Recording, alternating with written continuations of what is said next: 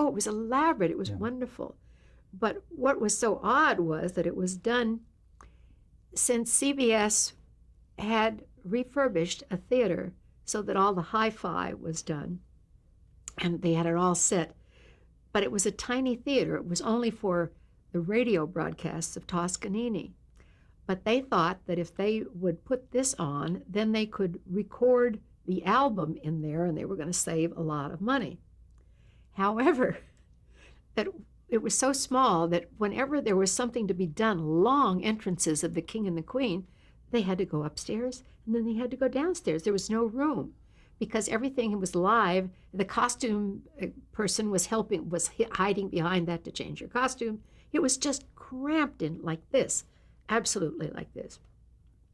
And sainted Ralph Nelson, he was the sweetest man in the world, had told Richard Rodgers that he could come sit in the control room. And he said if something was really terrible, he should blow this whistle and he would stop. And I thought, oh, Ralph, I don't know. Because I know that Rodgers was very, very, very persnickety about his music. I have one album of him conducting his music, and it's in a very strange tempo. There's a small hotel with a wishing. It's comic, actually. Anyway, everything is fine, and they have the symphony orchestra in some other part, and all the actors and people and Edie. It's just crammed. And the chorus comes out, and this is the last run through before air. And we're all, everybody's like, you got to make this all work.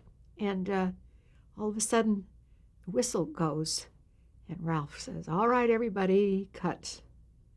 Yes, Mr. Rodgers, he said. The second boy in the left there, he's singing a G flat, and he should be singing a G. Now, there were 5,000 people, and we were going on live. And I said, how did you? He said, well, I wanted him to feel comfortable. I said, but everything was, I can't think of anything that would be stopping a train, from, it was just, but he was very nice. And he, right up till the airtime, he did that. Do you remember how many days of rehearsal you had on that? Did you rehearse for a week? We had a lot of rehearsal because Julie and I she was working in My Fair Lady, and I was in the other, in Daisy May Lil Abner. Mm-hmm. And we would rehearse, and then we couldn't do anything on matinee day. But we did do, the week before, a kinney, a protection kinney in case somebody couldn't make it that day, or we would protection kinney.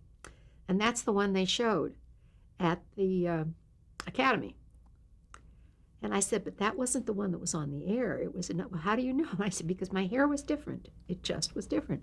So I got this, and I looked at my hair, and I looked at everything.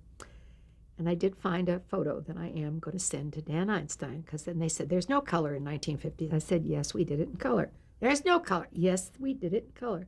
And I found a photo of me with a different hairdo, because I remember Bill and Jean, they put a false thing in the front, and I would know the difference, and I could even tell them where we did the kinney.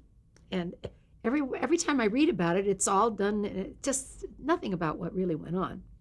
And we got this thing, and I've got this photo, and I do have it in here, where it has a picture of Julie and I in half a carriage, because we couldn't have a full carriage in this place. We were all like this anyway.